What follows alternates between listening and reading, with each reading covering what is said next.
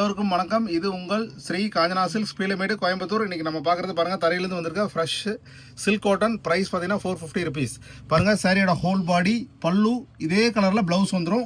Price 450 rupees. பிடிச்சிருந்தா screenshot எடுத்து டிஸ்கிரிப்ஷனில் வாட்ஸ்அப் நம்பரில் ஆர்டர் ப்ளேஸ் பண்ணுங்கள். ஸ்க்ரீனில் தெரிய வாட்ஸ்அப் நம்பர்லேயும் உங்கள் ஆர்டர் ப்ளேஸ் பண்ணிக்கலாம்.